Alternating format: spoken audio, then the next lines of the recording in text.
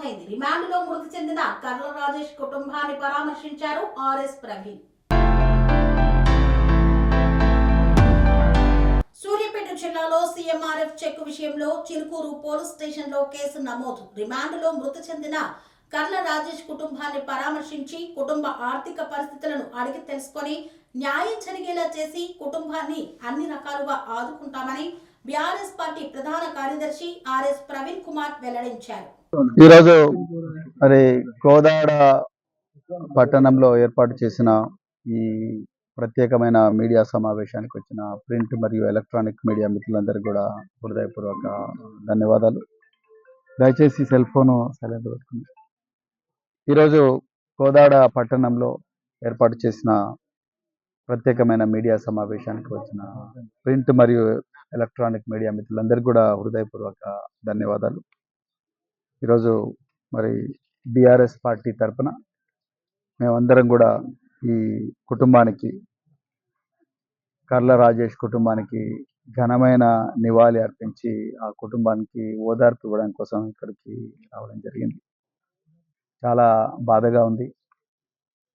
ఏ రాహుల్ గాంధీ గారు అయితే మరి రాజ్యాంగం పట్టుకొని నేను అందరి జీవించే హక్కు కాపాడుతానని చెప్తూ దేశమంతా తిరుగుతున్నాడో, ఆ రాహుల్ గాంధీ అనుంగు శిష్యుడైన రేవంత్ రెడ్డి పాలనలో మరి రోజు ఆయన ఉత్తమ్ కుమార్ రెడ్డి గారు, ఉత్తమ్ పద్మావతి గారు, రేవంత్ రెడ్డి గారు, కోమటిరెడ్డి వెంకటరెడ్డి గారు, వీళ్ళందరూ, పొంగులేటి శ్రీనివాసరెడ్డి, వీళ్ళందరూ రోజు మాది ప్రజాపాలన, ఇందిరమ్మ పాలన, ప్రజాప్రభుత్వం అని చెప్పి రోజు బాకాలు ఊదుతూ జనాలను మోసం చేస్తున్నారు. చేవెళ్ళ సాక్షిగా మల్లికార్జున ఖర్గే సమక్షంలోనే నేను ఎస్సీ ఎస్టీలను గుండెల్లో పెట్టి చూసుకుంటా, వాళ్ళని శ్రీమంతులు చేస్తా అని చెప్పి మరి కాంగ్రెస్ పార్టీ హామీలు ఇచ్చి అధికారంలోకి వచ్చిందో, అదే కాంగ్రెస్ పార్టీ ప్రభుత్వంలో ఏ ముఖ్యమంత్రి అయితే సాక్షాత్తు హోంమంత్రిగా ఉన్నారో ఆ హోంమంత్రి కింద పనిచేసే పోలీసులే ఈరోజు ఒక పేద ఎస్సీ వర్గానికి చెందిన యువకుడు, నేను దళిత అనే పదం వాడడం లేదు, ఎస్సీ వర్గానికి చెందిన యువకుడు కర్ల రాజేష్ను దాదాపు 5 రోజులు చిత్రహింసలు పెట్టి చంపేశారు. ఈ కర్ల రాజేష్ అనే వ్యక్తి ఒక వ్యవస్థీకృత నేరస్తుడు కాదు, ఒక డోషియర్ క్రిమినల్ కాదు, ఒక బందిపోటు కాదు, లేకపోతే ఇంతకుముందు జైలుకు పోయిన చరిత్ర కూడా లేదు, ఎక్కడ కూడా నేరాల్లో పాల్గొన్న చరిత్ర లేదు. వాళ్ళ ఇల్లు ఇక్కడే ఉంది, చిన్న గుడిసె. వాళ్ళ తల్లి పెద్దోళ్ళ ఇళ్లలో, ధనవంతుల ఇళ్లలో పని చేసుకొని తన పొట్ట నింపుకుంటుంది. 2 పిల్లలు ఉన్నారు. అందులో రాజేష్ పెద్దవాడు. రాజేష్ డిగ్రీ వరకు చదివిండు. వాళ్ళ తమ్ముడు కొంత మానసిక పరిస్థితి బాగలేదు. తమ్ముడిని, తల్లిని, ఇద్దరిని చూసుకోవాల్సిన బాధ్యత రాజేష్ మీదనే ఉంది. ఆయన పెట్రోల్ బంకులో పనిచేస్తాడు. నెలకు 30,000 రూపాయలు సంపాదించుకుంటాడు. సొంత కష్టార్జితంతో 1,50,000 రూపాయలు పెట్టి ఒక మోటార్ సైకిల్ కూడా ఈఎంఐల ద్వారా కొనుక్కున్నాడు. త్వరలోనే అమ్మ నీకు ఒక మంచి ఇల్లు కట్టిస్తాను, మనం పడుకోవడానికి కనీసం సరైన జాగా కూడా లేదు అని చెప్పి అమ్మకు నచ్చజెప్పి, నేను ప్రభుత్వం ఇచ్చినా ఇవ్వకపోయినా ఇక్కడ ఇల్లు కట్టిస్తా అని చెప్పి తల్లి కలలను నిజం చేయడానికి రాత్రింబవళ్ళు పనిచేస్తున్న వ్యక్తి కర్ల రాజేష్.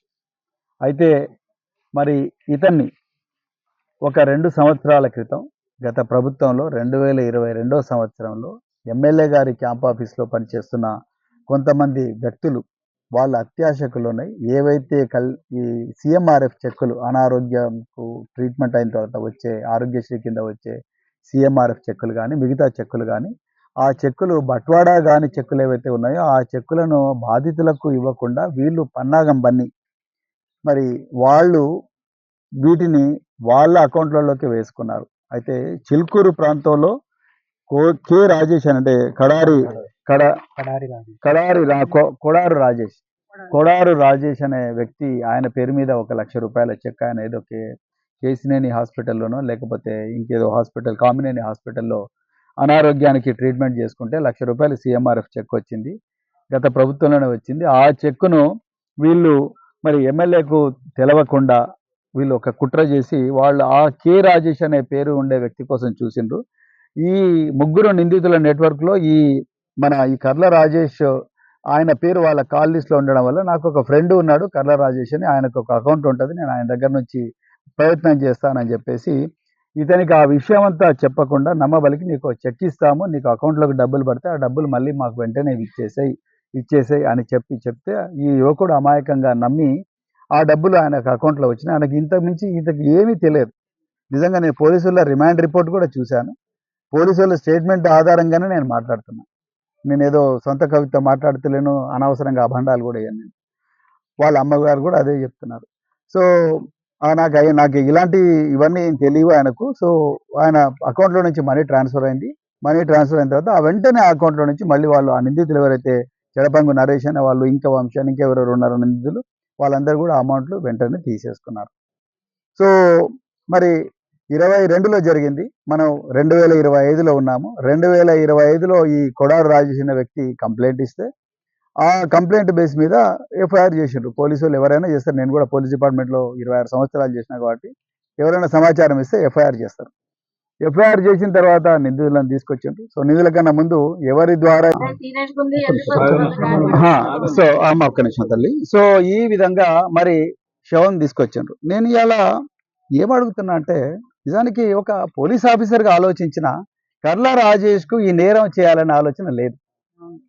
కర్ల రాజేష్ ఒక అమాయకుడు, ఒక ముగ్గురు దుండగులు ఇతన్ని వాడుకున్నారు. ఇతనికి అంతకుమించి ఒక పైసా తీసుకున్నాడు కాదు. అగర్సే ఒక 1000 రూపాయలు 2000 రూపాయలు వాళ్ళు, అయ్యా నువ్వు నాకు అకౌంట్ ఇచ్చినందుకు నీకు 2000 రూపాయలు ఇస్తున్నట్టు 2000 రూపాయలు ఇస్తే తీసుకోవచ్చు. కానీ అంత మాత్రం అంత నిందితుడు కాడు. దయచేసి పోలీసు వాళ్ళు గమనించాలి, పోలీసు ఉన్నతాధికారులు కూడా గమనించాలి. నిజంగా తెలివైన పోలీస్ ఆఫీసర్ ఏం చేస్తాడు, బాబు ఇది నేరము, ఇది తప్పు. ఇంతకు ముందు కూడా 18 నెలల క్రితం ఇలాగా పెద్ద జరిగింది. దాంట్లో ఒక 10 లక్షలు 12 లక్షలు మేము రికవర్ చేసినాము. అందులో భాగం ఏది, దీంట్లో నిన్ను కూడా వాడుకున్నారు, నీకు ఎలాంటి మరి నీ అకౌంట్ వాడుకున్నారు కాబట్టి నువ్వు అప్రూవర్గా మారు, నువ్వు నేరం ఎవరు చేసిండ్రో చెప్పు అంటే ఆయన్నే తీసుకొచ్చి వీళ్ళందరిని అప్పగించిండు. నువ్వు అలాంటి వ్యక్తిని అప్రూవర్గా తీసుకొని, విట్నెస్గా తీసుకొని ఇంకా కేసును జాగ్రత్తగా బిల్డ్ చేయాల్సింది పోయి A1 నుంచి A4 దాకా ఇతన్ని A4 అని పెట్టి అతన్ని పూర్తిగా శవాన్ని చేసిండ్రు. నేను ఇలా ఒకటే ప్రశ్న అడుగుతున్నా, ఇలా మరి వేల కోట్ల రేవంత్ రెడ్డి గారు 9,292 అంటే 9,292 ఎకరాల భూమిని, 5 లక్షల కోట్ల విలువైన ఎకరాల భూమిని వాళ్లకు సంబంధించిన వ్యక్తులకు, వాళ్ళ పార్టీ వ్యక్తులకు దారాదత్తం చేస్తున్నారు. దాంట్లో ఒక్క నిందితునైనా పట్టుకొచ్చిందా? ఒకసారి ప్రజలు, తెలంగాణ ప్రజలు ఆలోచించాలి. ఇలా ఇదే ఉత్తమ్ పద్మావతి గారు ఇక్కడ ఎమ్మెల్యేగా ఉన్నారు, ఉత్తమ్ కుమార్ రెడ్డి గారు ఇక్కడ హుజూర్ నగర్ ఎమ్మెల్యే మినిస్టర్ గారు ఉన్నారు. ఇదే ఉత్తమ్ పద్మావతి ఎత్తిపోతల పథకాన్ని 5 కోట్ల నుండి ఏకంగా రాత్రికి రాత్రే 50 కోట్లకు పెంచిండ్రు. వీళ్ళు ఈ 1 లక్ష రూపాయల గురించి, లక్షలో ఈయన తిన్న 3000 గురించి, ఈయనకి ఇచ్చిన ఆ 3000 కమిషన్ గురించి ఇద్దరిని తీసుకుపోయి ప్రాణాలు తీశారు కదా పోలీసులు. నేను ఇదే Kodad DSP, Kodad CI, Kodad town CI, Suryapet ఎస్పీని కూడా అడుగుతా ఉన్నాను, రూరల్ సిఐ, చిల్కూరు ఎస్ఐ, అవి కూడా తీసుకోలేదు. ఓకే, అది కూడా తీసుకోలేదు అంటే వాళ్ళు రికార్డులో రాశారు కాబట్టి చెప్తున్నా, అది కూడా తీసుకోలేదు. మరి మీరు రాత్రికి రాత్రే 5 కోట్ల ప్రాజెక్టును 50 కోట్ల ప్రాజెక్టుగా మార్చిండ్రు. అంటే 45 కోట్ల కుంభకోణం జరిగింది ఈ ఒక చిన్న ఉత్తమ్ పద్మావతి ఎత్తిపోతల పథకంలోనే. మీ కోదాడలో రాత్రికి రాత్రే 400 కోట్ల ఇరిగేషన్ ప్రాజెక్టులు మీరు ఏమాత్రం డిజైన్ లేకుండా తినడానికి ప్లాన్ వేసిండ్రు. అదే విధంగా మీకు ఇష్టమైన అధికారులను ఇక్కడికి తెచ్చుకున్నారు, మీ పని అంతా కావాలని చెప్పేసి. ఇవన్నీ అడగలేదే రాజేష్ వాళ్ళమే అడగలేదుగా, ఈ కోదాడ ప్రజలు ఎవరు అడగలేదుగా. SLBCలో 8 మంది ప్రమాదంలో చచ్చిపోయినరు. మరి ఉత్తమ్ కుమార్ రెడ్డి మీద కేసు రిజిస్టర్ చేయాలిగా. 8 మంది ఇప్పటి వరకు కూడా వాళ్ళ శవాలు బయటికి రాలే. వాళ్ళని తీసుకురానందుకు ఉత్తమ్ కుమార్ రెడ్డి మీద కేసు రిజిస్టర్ చేయాలి కదా, రేవంత్ రెడ్డి మీద చేయాలి కదా. అదేవిధంగా ఇంకా చూడండి, రోహన్ రెడ్డి అని చెప్పేసి రేవంత్ రెడ్డి యొక్క అనుచరుడు. ఈ రేవంత్ రెడ్డి ఇంటి నుంచి బయటకు వచ్చి ఇంటి పక్కన ఉండే గెస్ట్ హౌస్లో, ఇదే హుజూర్ నగర్లో ఉండే మేళ్ళ చెరువు దగ్గర ఉండే Deccan cement company యజమానులను తుపాకీతోని Konda Surekha OSD Sumanth, ఇదే రోహిన్ రెడ్డి రేవంత్ రెడ్డి ముఖ్య అనుచరుడు, వాళ్ళిద్దరు కలిసి బెదిరిస్తే ఇదే ఉత్తమ్ కుమార్ రెడ్డి ఒక లెటర్ రాశాడు. ఎవరికి? కమిషనర్ ఆఫ్ పోలీస్కు, భీమ్ నరేందర్ రెడ్డికి లెటర్ రాశాడు. చూడు మా దక్కన్ సిమెంట్ వాళ్ళని బెదిరించిండు, మరి నేను నా ఏరియాలో ఉన్న వాళ్ళని ఎట్లా బెదిరిస్తారు, వాళ్ళు నాకు కదా రిపోర్ట్ చేయాల్సింది, నాకు కదా డబ్బులు ఇవ్వాల్సింది, వాళ్ళకి ఎట్టిస్తారు, అది ఇది ఏదో మొత్తం మీద లెటర్ రాసిండు. రాస్తే రాత్రికి రాత్రి రేవంత్ రెడ్డి, ఉత్తమ్ కుమార్ రెడ్డి ఇద్దరు కూడా కుమ్మక్కయ్యి కొండా సురేఖ ఇంటికి టాస్క్ ఫోర్స్ పోలీసు వాళ్ళని పంపిస్తారు. పంపిస్తే కొండా సురేఖ వాళ్ళ బిడ్డ కొండా సుష్మిత పటేల్ అనే అమ్మాయి బయటకు వచ్చి, నేను చచ్చినా కూడా సుమంత్ మా ఇంట్లోనే ఉన్నాడు, కానీ నేను సుమంత్ని ఇవ్వను, మీరు ముందు రోహిన్ రెడ్డిని తీసుకురాపోండి అని అంటాను. ఇలా నేను ఇదే మాట అడుగుతున్నా పద్మావతి గారిని, ఉత్తమ్ కుమార్ రెడ్డి గారిని. ఈ లలితమ్మ బిడ్డ కర్ల రాజేష్ చేయని నేరానికి 5 రోజులు కోదాడ రూరల్ పోలీస్ స్టేషన్లో పోలీసుల చిత్రహింసల్లో ఆహాకారాలు చేస్తూ ఉంటే మీరు ఎందుకు లెటర్ రాయలేదు? మీరు ఎందుకు సిఐ గారితో మాట్లాడలేదు? మీరు ఎందుకు డిఎస్పీ గారితో మాట్లాడలేదు? మీరు ఎందుకు లోకల్ ఎస్ఐలతో మాట్లాడలేదు? మీరు ఎందుకు డీజీపీతో మాట్లాడలేదు? డీజీపీకి లెటర్ రాయడానికి చేతి ఎందుకు రాలేదు? ఉత్తమ్ కుమార్ రెడ్డి గారు, ఉత్తమ్ పద్మావతి గారు, వీళ్ళు మీ కాంగ్రెస్ లో తిరిగిన కుటుంబమే కదా, వీళ్ళంతా వీళ్ళు బీఆర్ఎస్ పార్టీకి ఓటేసిన వాళ్ళు కదా, వీళ్ళు కాంగ్రెస్ కుటుంబమే కదా. మీరు ఎంతసేపు ఆ బొల్ల మల్ల యాదవ్ పేరు చెప్తారా చెప్పరా అని చెప్పి 4 రోజులు వాళ్ళని చిత్రహింసలు పెట్టిండ్రు. మీ రిమాండ్ షీట్లో ఎక్కడ ఆయన పేరు లేదు. మీరు ఎన్ని చిత్రహింసలు పెట్టినా వాళ్ళు చెప్పింది నేరం ఒప్పుకున్నారు, వాళ్ళు ఎందుకు చేసిండ్రో చెప్పిండ్రు.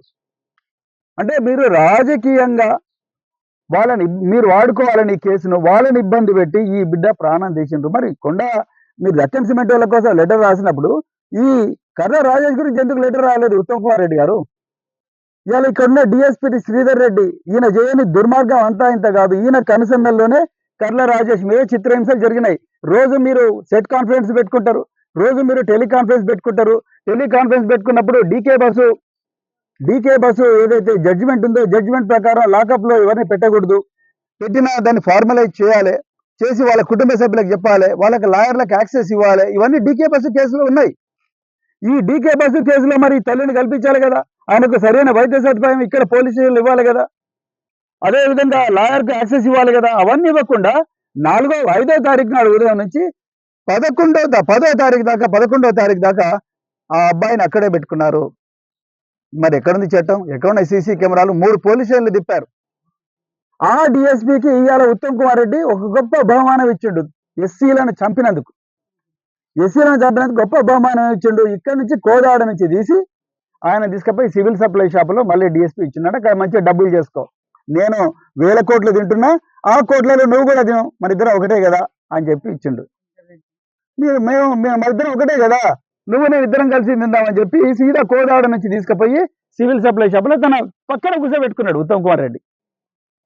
ఏమాన్సర్ చెప్తాడు ఉత్తమ్ కుమార్ రెడ్డి గారు? మీరు వచ్చి అసెంబ్లీలో స్టేట్మెంట్లు ఇస్తారు, మీరు వచ్చి బయట ఇస్తారు, మేము అందరం కలిసిపోతే అందరిని తీసుకుపోతాం, మేము అందరి ప్రభుత్వం, ప్రజాప్రభుత్వం, ప్రజాపాలన, ఇందిరమ్మ పాలన అని నామకే వస్తే స్టేట్మెంట్ ఇస్తారు పుకెట్. ఇక్కడ చూస్తేనే పేదోళ్ళు, ఈ పేదోళ్ళ జీవితాలేమో ఇట్లా లాకప్లలో తెల్లాడుతున్నాయి. ఇలా మేము అర్జెంటుగా డిమాండ్ చేస్తా ఉన్నాం, ఈ పోలీస్ అధికారుల మీద అర్జెంటుగా కేసులు చేయాలి. వీళ్ళు లోపాయకారిగా ఏమో 8 లక్షలు ఇస్తామని 7 లక్షలు ఇస్తామని, మీరు తప్పు చేయకపోతే మీరు ఎందుకు ఏమో డబ్బులు ఇస్తారండి పోలీస్ అధికారులు? నాకు అర్థం కాదు. సిగ్గుండాలి మీకు యూనిఫామ్ వేసుకున్నారు, పోలీస్ మాన్యువల్ ఉంటుంది, చట్టం ఉంటుంది, రాజ్యాంగం ఉంటుంది. రాజ్యాంగంలో ఆర్టికల్ 21 ఉంటుంది. మనందరికి అకాడమీలో చెప్తారు ఆర్టికల్ 21 అంటే మనం రక్షించాలి. మీ ఏసీఆర్లలో ఉంటుంది వీళ్ళ పేదోళ్ళ పట్ల వీళ్ళ భావన ఏంది అని ఏసీఆర్లో ఒక కాలం ఉంటుంది మీ అందరికీ, ఐపీఎస్ ఆఫీసర్లకు, పోలీసు వాళ్ళకి అందరికి కూడా. ఇదా మీరు పేదోళ్ళని చూసే విధానం? అదే మీరు దమ్ముంటే రోహిన్ రెడ్డి ఎందుకు తీసుకురాలేదు? వాడు సుమన్ను రోహిన్ రెడ్డి తీసుకురావచ్చు, ఎందుకు వాళ్ళను ఇదే విధంగా టార్చర్ చేయలేదు మీరు? అంటే ధనవంతులకు ఒక న్యాయం, పేదోళ్లకు, ఎస్సీలకు ఒక న్యాయం, ఎస్టీలకు ఒక న్యాయం, బీసీలకు ఒక న్యాయం. మీ వాళ్ళు ఏమైనా చేసుకుని నడుస్తుంది. మీరు 1000 కోట్లు సీఎం రమేష్ అంటానికి 4000 కోట్లు ఇచ్చినా నడుస్తుంది. మెగా కృష్ణారెడ్డికి ఏ టెండర్లు ఇచ్చినా నడుస్తుంది. పొంగులేటి శ్రీనివాసరెడ్డికి ఎన్ని టెండర్లు ఇచ్చినా నడుస్తుంది. రాత్రే ఉత్తమ్ పద్మావతి పథకం 5 కోట్ల నుంచి 50 కోట్లు పెంచినా నడుస్తుంది. దీన్ని ఎవరు అడగాడు? ఈడీ అడగదు, విజిలెన్స్ ఎన్ఫోర్స్మెంట్ అడగదు, ఏసీబీ అయితే అసలే అడగాడు. ఏసీబీలు మాత్రం వచ్చి ఎస్సీలను గుంజుకొని పోయి జైల్లో పడేస్తారు. ఆ అంబేద్కర్ అంటే ఆయన, ఇదే సూర్యాపేటకు చెందిన బిడ్డ అంబేద్కర్ అంటే ఆయన న్యాయబద్ధంగా డ్యూటీ చేస్తుంటే, అదే విధంగా ఈ రేవంత్ రెడ్డికి సంబంధించిన మనుషుల లైసెన్సెస్ అవన్నీ కూడా క్లియర్ చేయకపోతే ఆయన తీసుకుపోయి అక్రమాస్త్ర కేసులను పెట్టి ఆయన దాడి చేసిండ్రు. అంటే ఎస్సీలు ఎవరు న్యాయబద్ధంగా సంపాదించుకోవద్దా? ఎస్టీలు ఎవరు సంపాదించుకోవద్దా? బహుజనులు ఎవరు సంపాదించుకోవద్దా? బీసీలు ఎవరు సంపాదించుకోవద్దా? వాళ్ళు ఎప్పుడు మీ కాళ్ళ కింద చెప్పులాగానే ఉండాలా బహుజనులందరూ కూడా? ఎప్పుడు మీరే తినాలన్నా వాళ్ళు తినొద్దా? మేము అర్జెంటుగా మేము డిమాండ్ చేస్తున్నాం, ఈ పోలీస్ అధికారుల మీద SC ST prevention of atrocities case పెట్టాలి. Point number 1. పాయింట్ నెంబర్ 2, ఈ బాధ్యులైన పోలీస్ అధికారులు, అది చిలుకూరు ఎస్ఐయా లేకపోతే సిఐయా లేకపోతే ఇంకెవరో, వాళ్ళ మీద అర్జెంటుగా మర్డర్ కేసు పెట్టాలి. మీరు దిశ కేసులో, నిర్భయ కేసులో ఒక న్యాయం, కర్ల రాజేష్ కేసులో ఇంకొక న్యాయం ఉండదు.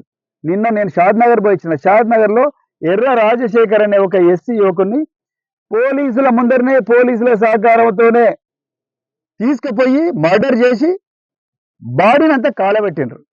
పోలీస్ స్టేషన్లోనే ఒప్పందం జరిగింది. పోలీస్ స్టేషన్లోనే బాధితుడి తండ్రి నా కొడుకును చంపేస్తారు ఆ నిందితులు అని చెప్పి పోలీస్ స్టేషన్లో ఒప్పంద పత్రం రాసుకొని ఒక కాపీ పోలీసు వాళ్ళకి ఇచ్చిండు. అయినా కూడా పోలీసు వాళ్ళ కన్సర్న్లోనే ఆ మర్డర్ జరిగింది. అంటే వీళ్ళకి ఎవరు వెనుకలేరు. ఇవాళ ఎక్కడ పోయిందండి మల్లుబట్టి విక్రమార్క, ఎక్కడ పోయిండు దామోదర్ రాజనరసింహ, ఎక్కడ పోయిండు అడ్లూరు లక్ష్మణ్ కుమార్, ఎక్కడ పోయిండు వివేకానంద్, ఎక్కడ పోయిండు స్పీకర్ ప్రసాద్ కుమార్? ఎందుకు మీరు మాట్లాడతలేరు? ఎక్కడ పోయినా మీ ఎమ్మెల్యేలు, ఎస్సీ ఎస్టీ వర్గాలకు ఏమైనా ఎమ్మెల్యేలు పిరికి పందాలు, మీరు ఏమి చేతగానే నికమ్మలు. వీళ్ళ ప్రాణాలు కాపాడినప్పుడు మీకు ఆ రాజ్యాంగం ఇచ్చిన, బాబాసాహెబ్ అంబేద్కర్ ఇచ్చిన హక్కులు తీసుకునే అర్హత మీకు లేదు. ఎందుకు మీరు మాట్లాడడం లేదు? ఈ తల్లి ఈ శోకాన్ని ఎందుకు ఓదార్చడానికి ఎందుకు రాలేదు మీరు? మీకు భయం అక్కడ.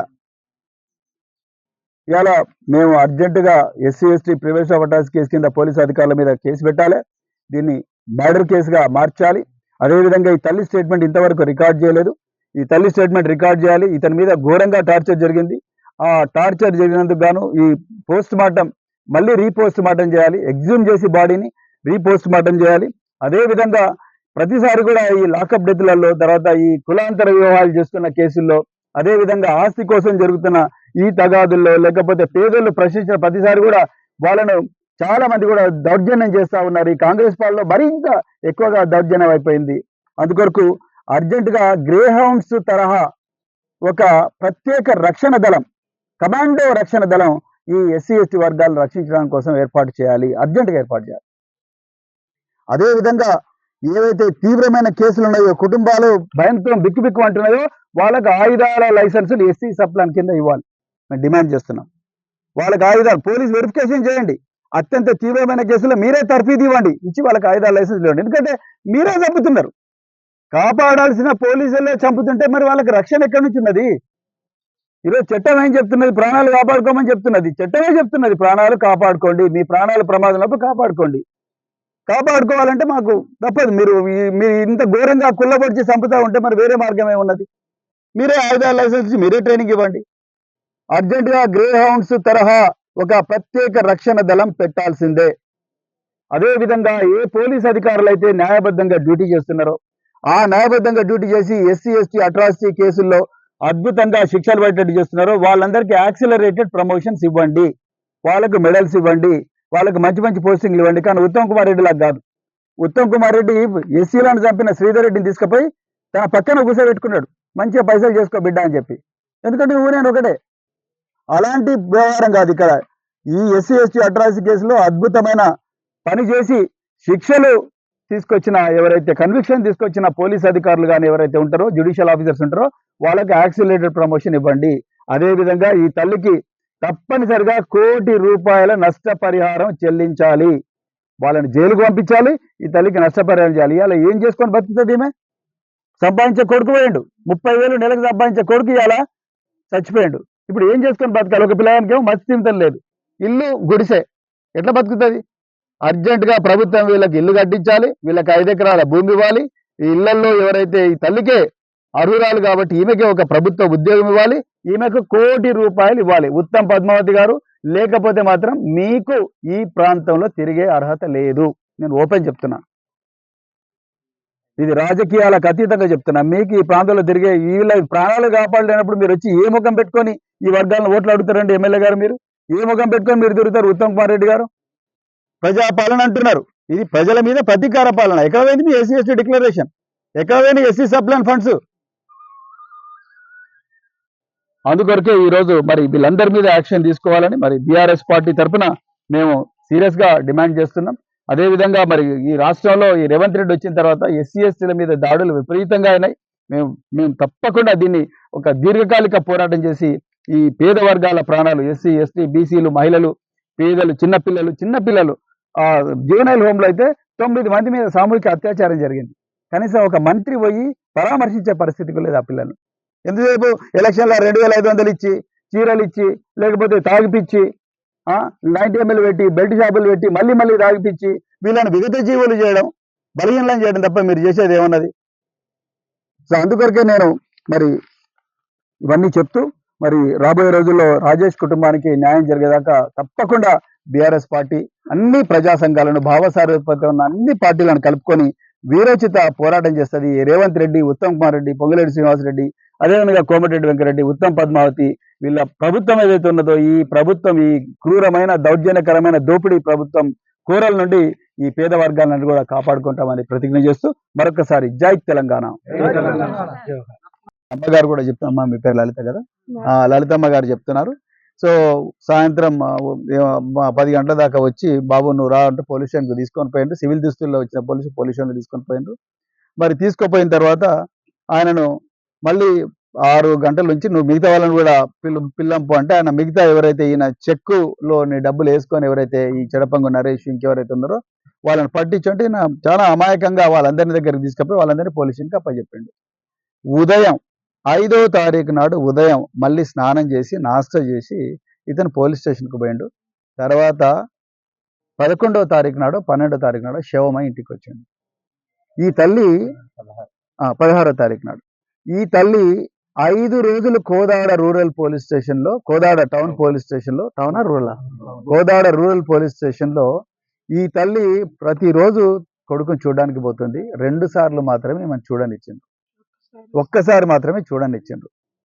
ఇంతకుముందు రాజేష్కి ఎలాంటి అనారోగ్యం లేదు, చాలా చక్కగా ఆరోగ్యంగా బతికిన యువకుడు. ఆయన ఫోటో కూడా క్లియర్గా చెప్తుంది. ఇక్కడ ఉన్న ఊరంతా తల్లే చెప్తుంది, తల్లి ఎందుకు అబద్ధం చెప్తుంది చచ్చిపోయిన కొడుకు గురించి. ఇంతవరకు ఎలాంటి అనారోగ్యం లేదు. అదేవిధంగా మరి 16వ తారీఖు నాడు అనారోగ్యంగా లేని యువకుడు 5 రోజులు పోలీస్ స్టేషన్లో పెట్టుకోవాల్సిన అవసరం ఏంటి? ఫస్ట్ ప్రశ్న, 5 రోజులు ఎందుకు పోలీస్ స్టేషన్లో పెట్టుకున్నారు? అతన్ని చిలుకూరు పోలీస్ స్టేషన్కు తిప్పారు, అదే వ్యక్తిని కోదాడ రోడ్లో తిప్పారు, అదే వ్యక్తిని అనంతగిరి తిప్పారు, తీసుకొచ్చి కోదాడ రోడ్లో చివరికి హుజూర్ నగర్ జైల్లో పెట్టారు. మేజిస్ట్రేట్ దగ్గర ప్రొడ్యూస్ చేశారు, మేజిస్ట్రేట్ దగ్గర ప్రొడ్యూస్ చేసి అతన్ని జైల్లో పెట్టారు. అక్కడ నుంచి రిమాండ్ చేసి జైలుకు పంపించారు. జైలు వాళ్ళ ఎఫ్ఐఆర్ కూడా ఉంది. 196 BNSS కింద మరి ఎవరైతే ఈ మమతా అని చెప్పేసి superintendent Huzur Nagar sub jail ఉందో ఆమె ఇచ్చిన కంప్లైంట్ కూడా ఈ వ్యక్తి అనారోగ్యంతో చాలా బాధపడతా ఉంటే మేము హాస్పిటల్లో చూపించాం, హాస్పిటల్ చూపించిన తర్వాత ఇక్కడ నుంచి ఇంకో దగ్గర చూపించాము. తల్లి అడుక్కొని అయ్యా నా బిడ్డను నేను ప్రైవేట్ హాస్పిటల్లో చూపించుకుంటాను, సో మీరు ఏదో చేసినట్టున్నారు నా బిడ్డకు. పనేసియా మెరిడియన్ హాస్పిటల్స్ ప్రతి సామాన్యుడికి అందుబాటులో అంతర్జాతీయ వైద్య ప్రమాణాలతో వైద్యం, 24 గంటల అంబులెన్స్ సర్వీసుతో పాటు అత్యవసర సేవలతో ఏర్పాటైన చికిత్సా విభాగం.